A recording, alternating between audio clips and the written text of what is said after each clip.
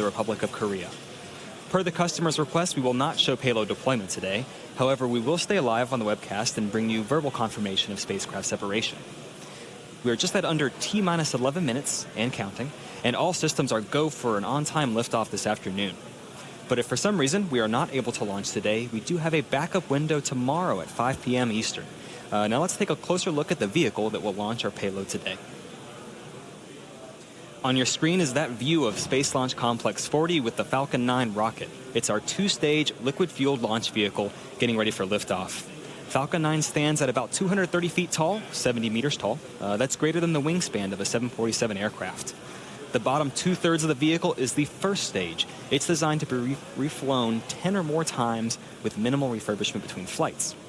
And as you can tell from the re-entry soot on that first stage, it's pretty easy to spot a flight-proven booster. Today will be the second flight for this particular first stage, and actually less than 2 months ago, it was the one that launched Bob and Doug to the International Space Station on our historic Demo 2 mission. At the bottom of that first stage, there are 9 Merlin engines. They get Falcon 9 off the ground up to the thinner parts of Earth's atmosphere before separating from second stage and making its way back down to Earth for landing. And it's this part of the rocket that we will attempt to recover for a second time on our drone ship, known as Just Read the Instructions. You can see it there. It's stationed 350 nautical miles east of our launch site. And above the first stage, above that black interstage band, is our second stage. At about T plus 2.5 minutes into flight, the first and second stage will separate, and that second stage will ignite its single MVAC engine. That'll carry the ANASIS-II spacecraft to its intended orbit. And the ANASIS-II satellite is currently safely enclosed inside the 17-foot diameter payload fairing. It's that structure on the very top of the rocket. This protects the satellites from aerodynamic heating, loads, any kind of contamination that they might experience during ascent. But once we reach the vacuum of space, we no longer need those fairing halves, and we jettison them while the second stage continues to orbit.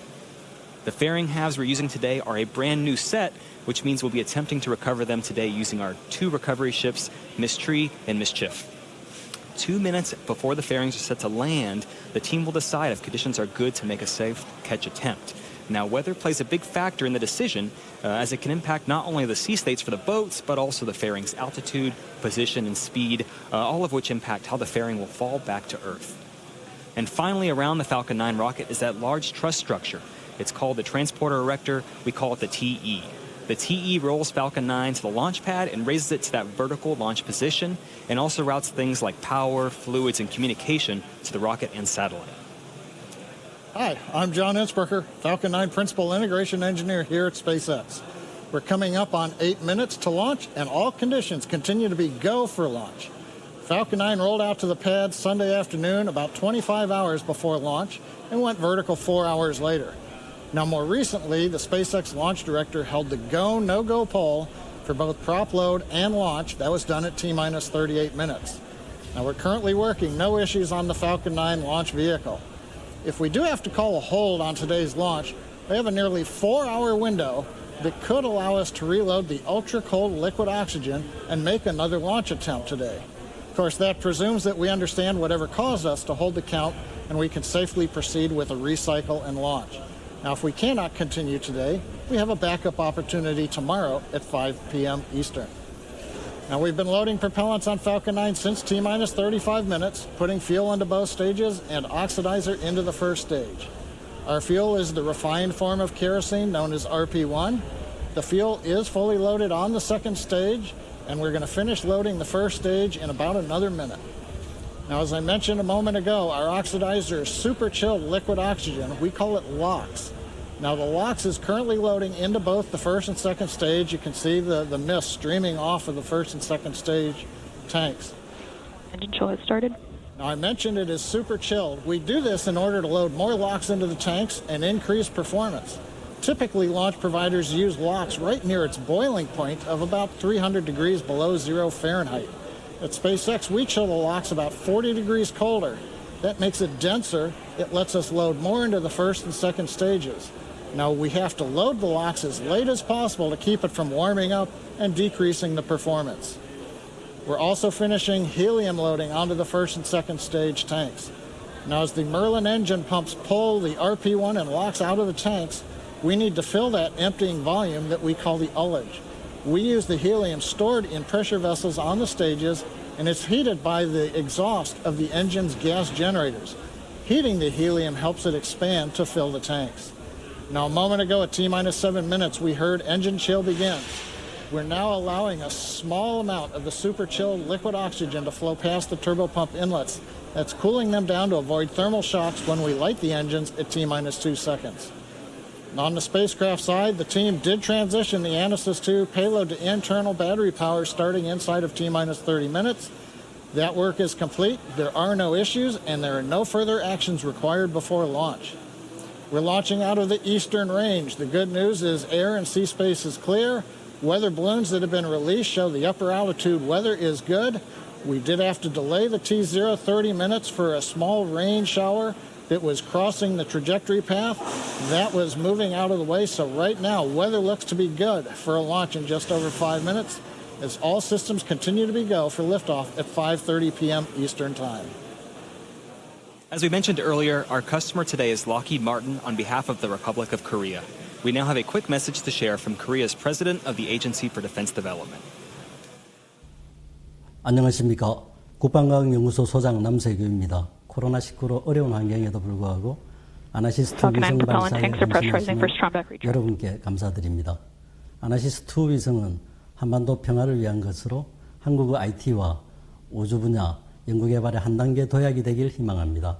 올해 창설 50주년을 맞는 국방과학연구소는 아나시스-II 위성 발사의 의미가 남달라 저도 코로나19 상황으로 발사장에 직접 참여하지 못해서 안타깝게 생각합니다. 비록 물리적 거리가 멀리 있지만 지능적인 온라인상의 사회적으로 가까워진 거리와 시간 때문에 저도 마음은 발사장에 계시는 전문가 동료 여러분들과 함께하고 있습니다. 라키드 마틴, 에어버스, 그리고 세상에서 가장 스마트한 펠콘 9 발사체의 발사를 주관하는 스페이스X 모든 분들의 노력에 감사드립니다. 아나시스-II 위성은 대한민국 국방부, 방위사업청, 합동참모본부, 각군 관계자와 특히 함께 연구한 국방과학연구소 위성통신체계단이 응원하고 있습니다. 아나시스-II 위성 발사와 목표한 궤도내 시험까지 성공하길 진심으로 기원합니다. 우주의 신들은 하늘길을 열어라. 펠콘 9 나가신다. 아나시스-II 완벽하라. 감사합니다. We're currently 3.5 minutes from liftoff. Falcon 9 is now moving into the final stages of the countdown. The vehicle remains in good health. Now, during that video, the transporter erector strongback did retract to the launch position, moved a couple degrees away. That's what we need, sufficient for liftoff of the Falcon 9. Fuel loading is complete on both first and second stages. The liquid oxygen loading is wrapping up on the first stage and will complete at T-minus 2 minutes on the second stage. Now, 1 minute before liftoff, you'll hear the announcement that Falcon 9 is in startup. That means the rocket's internal computers on first and second stage are controlling the launch countdown. Now, the mission manager reports the ANASIS-II space vehicle continues to be go. The range continues to be green for launch, and the weather is looking good. Now, once again, as a reminder, if we don't launch today, we have a backup opportunity tomorrow at 5 p.m. Eastern. 2.5 minutes to launch. We have closed out the first stage liquid oxygen load. That just leaves stage 2 LOX loading to finish.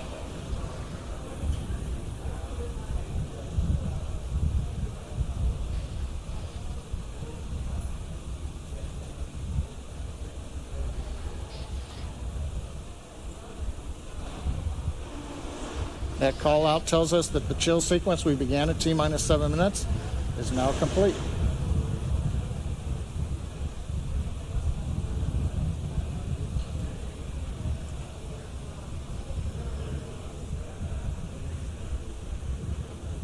Stage 2 LOX load is complete.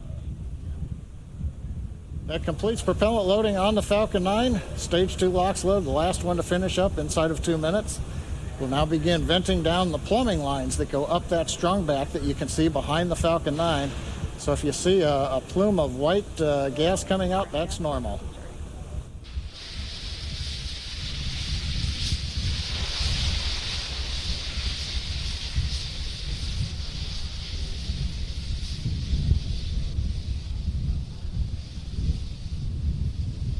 See in the view from the camera, we're now venting down the liquid oxygen lines on the strong back, getting ready for launch. Next event will be startup, coming at T-minus 1 minute. Falcon 9 is in startup. Here's the call out. We're in startup. We're now pressurizing first and second stage tanks for flight.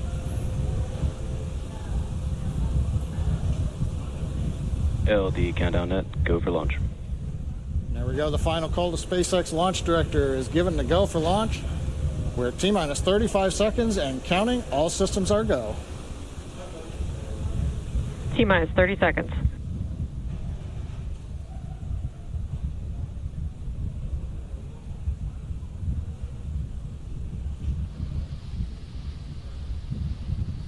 Stage 1 tanks pressing for flight. T-minus 15 seconds. 10, 9, 8, 7, 6, 5, 4, 3, 2, 1, 0. Ignition. Liftoff.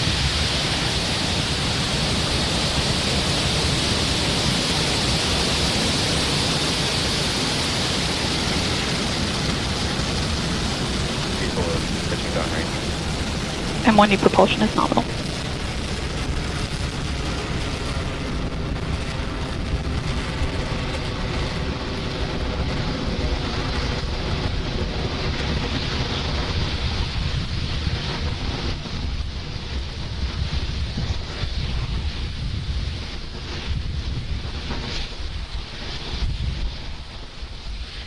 T-plus 40 seconds. Everything looking good? That's the call out. Says M1D engines are throttling down, getting ready to reduce vehicle acceleration in preparation for the period of maximum dynamic pressure. We're in the bottom of the throttle bucket, as they call it. Now the Merlin engines coming back up to full power as we get ready to go supersonic. Equal is supersonic. Supersonic, we're coming through the period of maximum dynamic pressure. Equal has reached maximum aerodynamic pressure. Guidance engineer confirms we're through the period of greatest pressure on the vehicle. Continuing downrange, trajectory looks good. Propulsion looks good. Avionics looks good.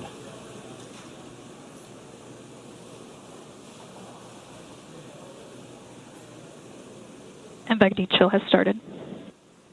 That announcement from stage 2 propulsion. We're now beginning to chill in the turbopump on the upper stage engine to get ready for its ignition, coming up in about 45 seconds. Nice view from the SpaceX cameras at Cape Canaveral as we head east out of Space Launch Complex 40 into the first of 2 orbits planned for today. This orbit is the parking orbit, a low Earth orbit trajectory that will take us over the equator and will eventually relight the upper stage engine to transfer us into the desired geostationary transfer orbit. Now main engine cutoff, or MECO, coming up in several seconds, followed by pneumatic separation. The first stage pushes away from the second stage, and then ignition of the second stage engine.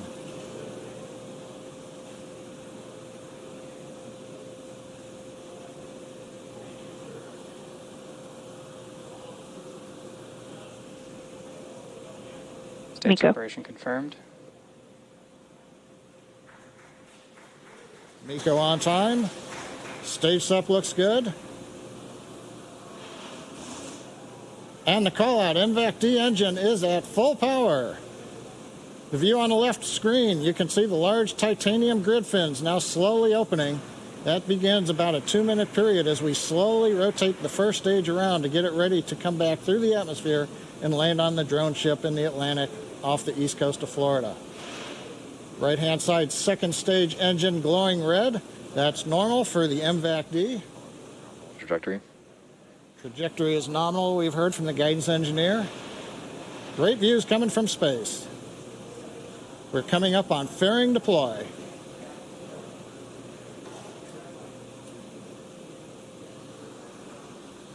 Fairing separation confirmed. And we've heard the call out from the avionics engineer. Fairing separation is confirmed.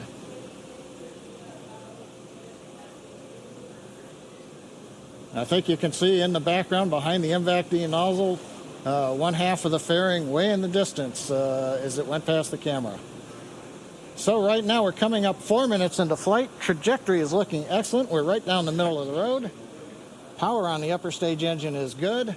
Bermuda is now getting the telemetry from the Falcon 9, and we're getting great views from space at T plus 4 minutes and 13 seconds.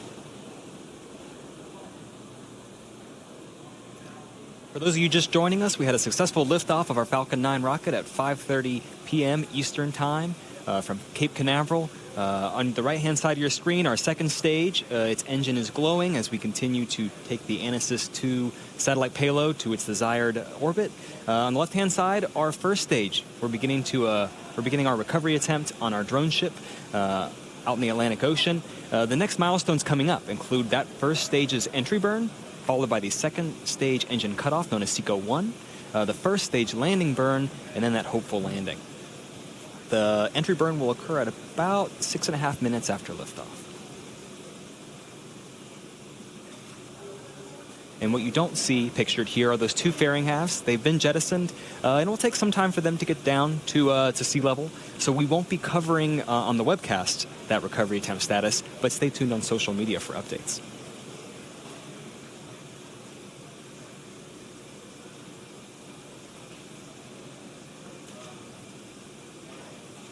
You see some pretty clear pictures of Earth there. The first stage has reached apogee. It's beginning to head down there. We're only going to be firing 3 of our Merlin engines during this entry burn in order to slow the vehicle down before it gets to the thicker parts of Earth's atmosphere. It'll slow the vehicle by about 25%. When we perform stage separation, that first stage was traveling about 2.5 kilometers per second. So we have a lot of velocity to reduce. Great. And we're just under 30 seconds from that entry burn beginning. It's going to last about 24 seconds.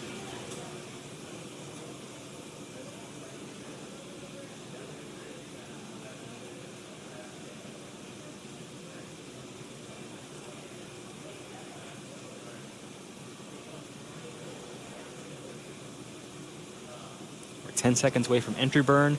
Hopefully we'll be able to hear that call out and have visual confirmation that burn's begun.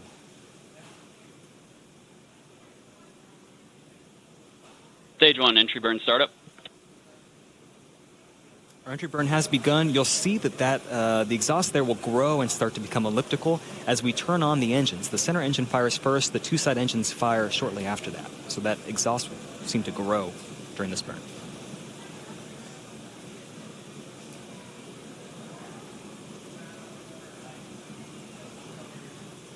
Stage 1, entry burn shutdown. All right, 1 burn down, 1 to go. That's the landing burn. It'll occur in about 1 minute from now, along with the next milestone, the second stage engine cutoff, or SECO-1. That'll be at T plus 8 minutes, 7 seconds. During SECO-1, we shut down the second stage MVAC engine on the right-hand side of the screen. Also signal first stage, Cape Canaveral, expected. In about 25 seconds after SECO-1, Falcon 9 will touch down, hopefully, on our drone ship. Just read the instructions.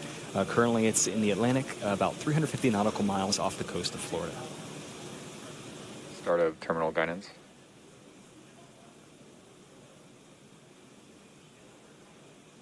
And in terms of velocity of that first stage, drag alone is slowing the first stage down another 80%.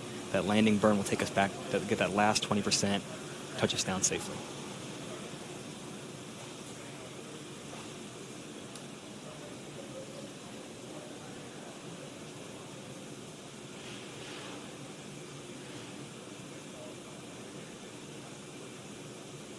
Just under 10 seconds from landing burn and SECO-1.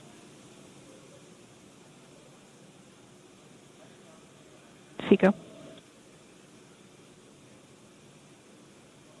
Stage 1, landing burn startup. We have confirmation of both landing burn and SECO-1. We're waiting confirmation of a good orbital insertion for that ANASIS-II satellite.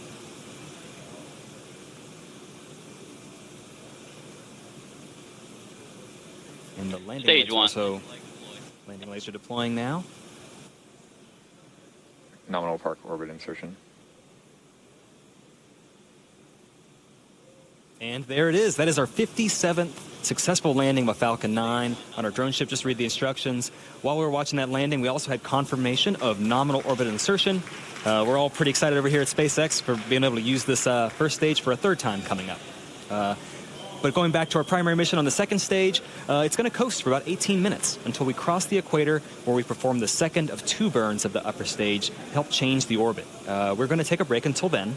We're going to leave you with a map of where we are in the mission. We'll be back at about T plus 26 minutes for the second burn of our MVAC engine.